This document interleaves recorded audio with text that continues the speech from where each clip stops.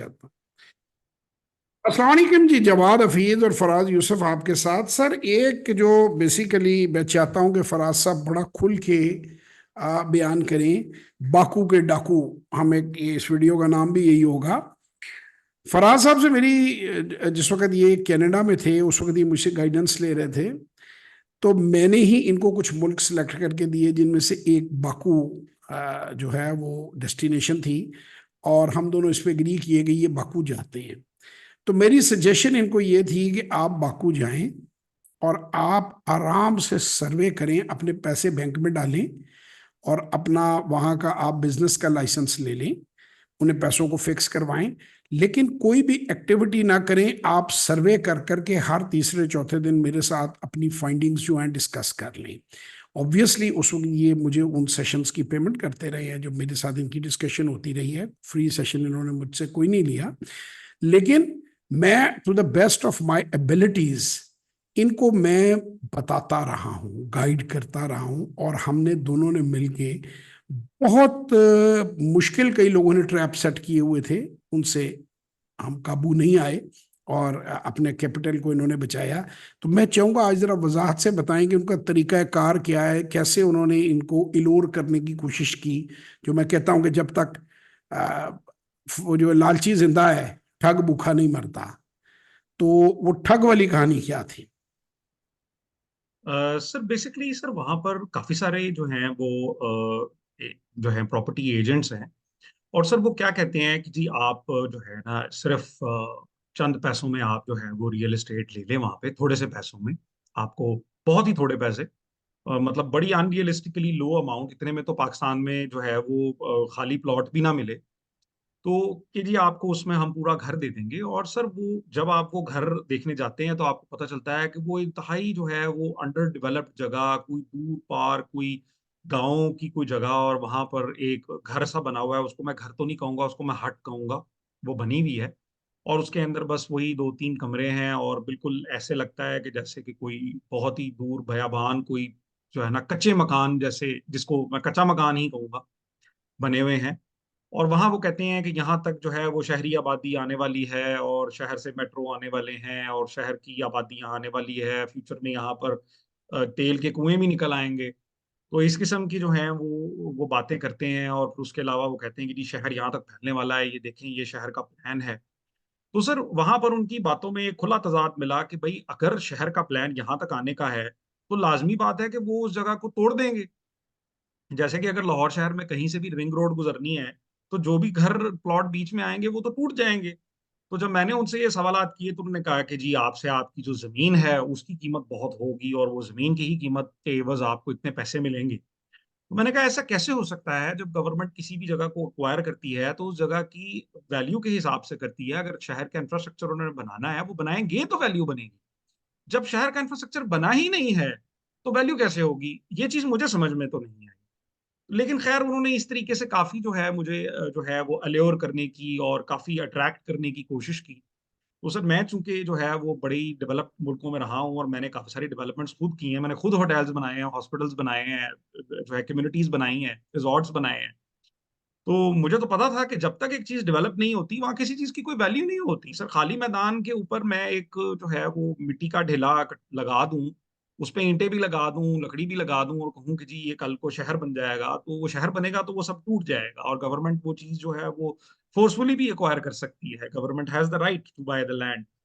तो वो एक मुझे बहुत बड़ा ट्रैप लगा, और मुझे ऐसा लगा कि ये चीज जो है 25 रुपए की चीज जो है मुझे 100 रुपए में दी जा रही है। तो क्योंकि सर मैं खुद भी एक कंस्ट्रक्शन एक्सपर्ट हूँ और मुझे पता है कि किसी चीज की कितनी वैल्यू है। मैंने तुर्किश और आजरी कॉन्ट्रैक्टर्स के साथ डायरेक्टली काम किया हुआ है, and I was their service provider, तो मेरे कस्टमर्स रहे हैं।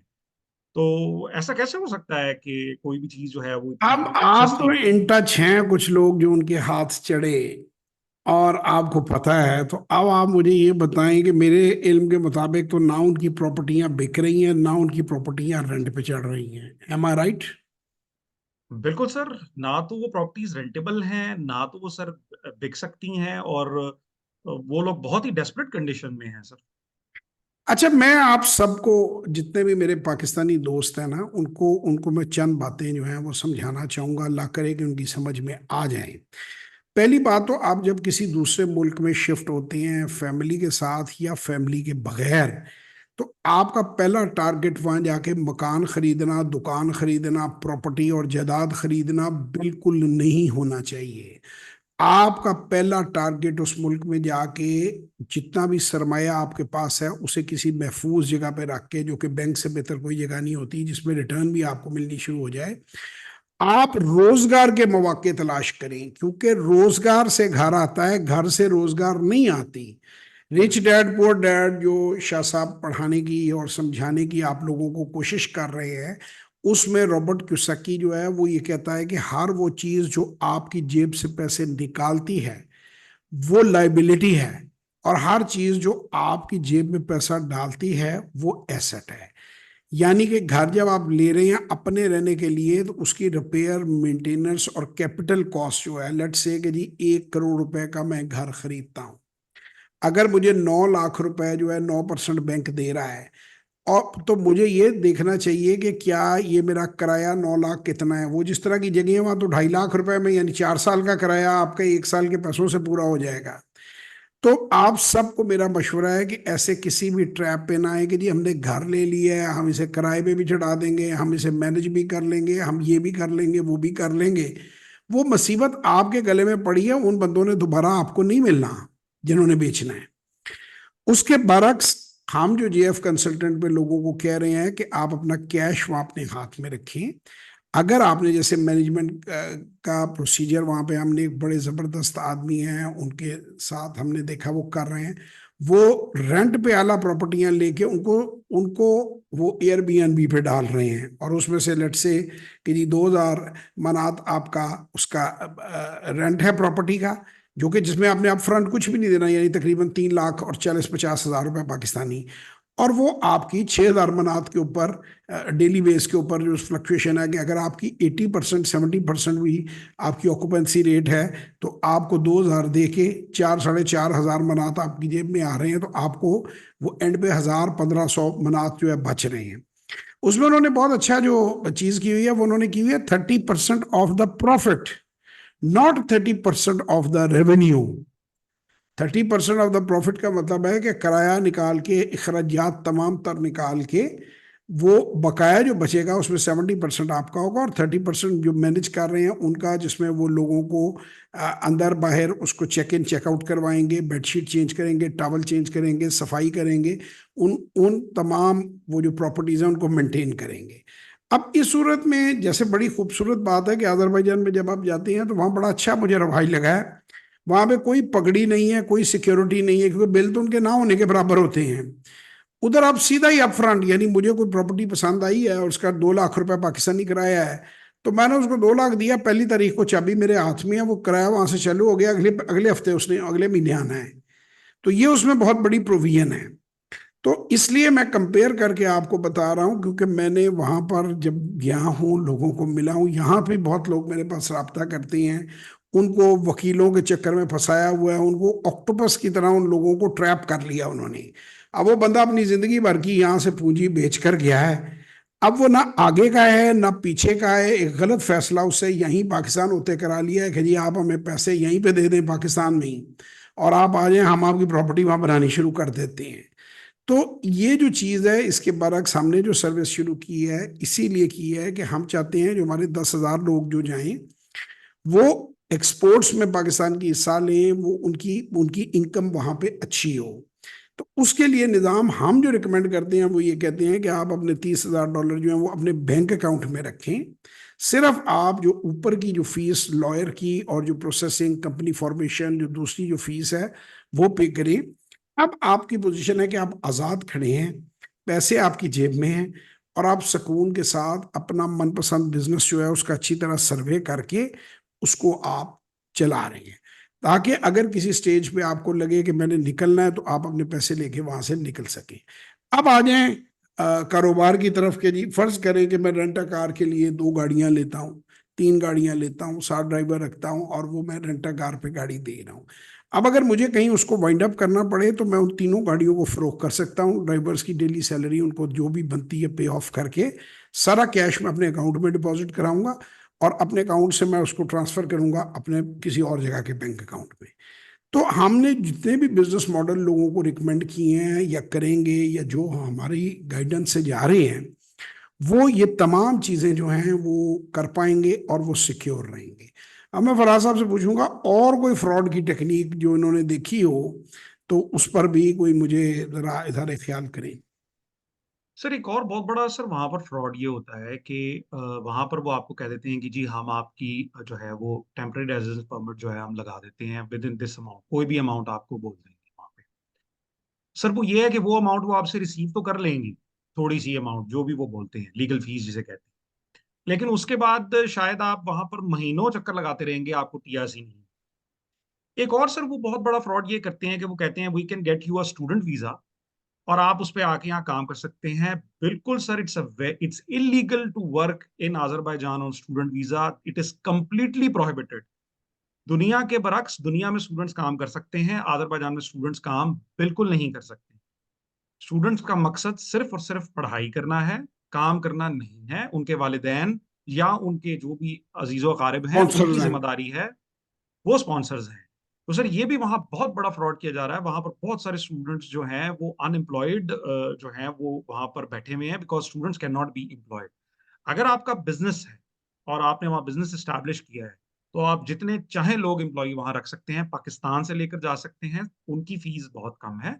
तो sir that country is basically for investment and business, और आप जितने चाहे एम्प्लॉयज रख सकते हैं। और सर ये सहूलत उन्होंने स्पेसिफिकली पाकिस्तान को दी है। उनके प्रेसिडेंट जब यहाँ आए तो बड़ा जबरदस्त हमारा एमओयू हुआ पाकिस्तान का और अजरबैजान का, और हमें जो है वो एक्सक्लूसिवली जो है वो लेबर राइट्स दिए गए हैं कि हम जो है वो पाकिस्तान से जो है वो अपने वर्कर्स, इंजीनियर्स और तमाम तरह की जो हमें लोग चाहिए वो हम बुला सकते हैं, शेफ्स, रेस्टोरेंट मैनेजर्स, हर तरह का बंदा हम बुला सकते इसमें दो चीजें मैं आपको क्लियर कर दूं, आप लोग बड़ा, एक तो वहां पे जो लोग जॉब करने की नीयत से जा रहे हैं वो बिल्कुल ना जाएं, क्योंकि वहाँ जॉब्स बिल्कुल भी अवेलेबल नहीं है। उनकी पॉपुलेशन बड़ी कम है, उनकी पॉपुलेशन खुशहाल है, उनको गवर्नमेंट घर भी देती है, गवर्नमेंट दवाई भी देती है, एजुकेशन यूनिवर्सिटी तक फ्री है। तो डबल डबल जो ग्रेजुएट हैं वो आपको 500 600 700 मनात पे आपको उनके अपने मैनेजर्स मिल जाते हैं।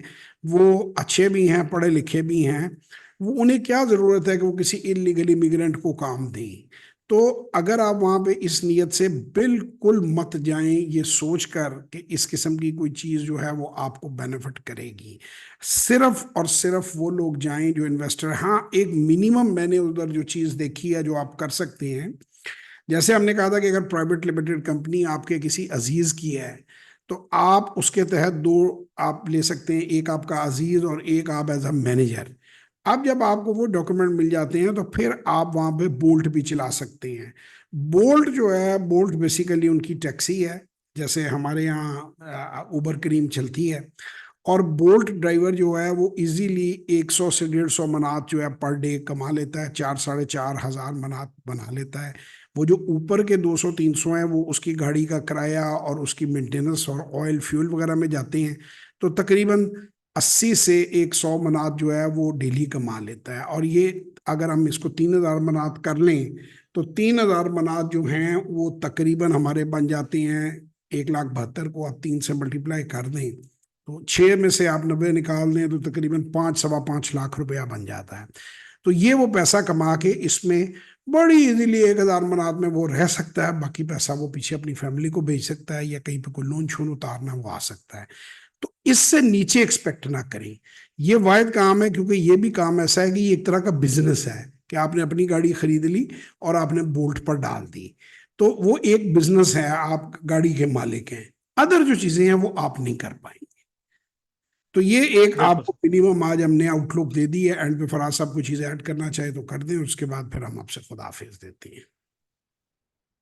इसके अलावा सर वहां पर जो है वो छोटे कंस्ट्रक्शन कॉन्ट्रैक्ट्स भी मिलते हैं, लेकिन सर वो भी बिजनेस ही है, और वहां पर आपको बिजनेस लाइसेंस लेना है। आप जितने भी नहीं, वहां एम्प्लॉयज पे पाकिस्तान सर से बुलाना चाहते कंस्ट्रक्शन हैं, का तो बहुत काम है, छोटे बहुत कंस्ट्रक्शन काम का है। है, वर्कशॉप का है, मैकेनिक का है। मैकेनिक भी अगेन बिजनेसमैन होता है।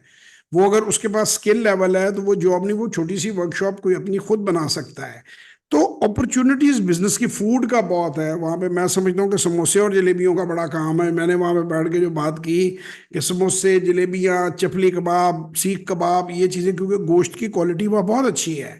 बहुत और अच्छी। हमने बड़ी दूर जाना पड़ता था अपने मनपसंद पाकिस्तानी रेस्टोरेंट के लिए, क्योंकि इर्द गिर्द हमारे, हालांकि हम उतरते थे अपने होटल से नीचे निकलते थे तो राइट और लेफ्ट रेस्टोरेंट थे, लेकिन वो उनके आदरी थे, देवर गुड, ये नहीं कि देवर बैड।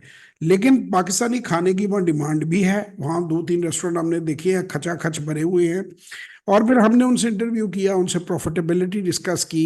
तो तकरीबन 1.5-2 लाख मनात में कोई 2 करोड़ से 3.5 करोड़ में जो रेस्टोरेंट बनता है, वो बड़ी इजीली जो है आपको 5 से 10 लाख के दरमियान मंथली इनकम देता है। यानी 2.5 साल अगर आप लगाएं तो आपके 100% पैसे रिकवर हो जाते हैं। सो रिकवर हो जाता फूड बिजनेस के अंदर वहां पे बहुत मार्जिन है, क्योंकि है। वो बहुत एक बड़ा। बड़ा रश है उस छोटी सी जगह पे। तो मतलब इस तरह छोटे बिजनेसेस, जैसे इन्होंने कंस्ट्रक्शन का कहा, आप कॉन्ट्रैक्टर बन सकते हैं, कंस्ट्रक्शन कर सकते हैं, घर बना के दे सकते हैं, रिपेयर कर सकते हैं, बिजली के कॉन्ट्रैक्ट्स दे सकते हैं और बिजली की वायरें शायरें वहां पे डाल सकते हैं। वहां पे कंस्ट्रक्शन वर्क बड़ी तेजी में जारी है। तो आपको वो फ्री हैंड देते हैं। वो सिर्फ ये कहते हैं कि यहाँ पे मतलब झूठ ना बोलो, आप अपनी कंपनी रजिस्टर कराओ और जो मर्जी बेचो, जो मर्जी सर्विस और गुड्स आप बेच सकते हैं। और टेक्सटाइल की एक्सपोर्ट का ट्रिमेंडस ह्यूज पोटेंशियल है।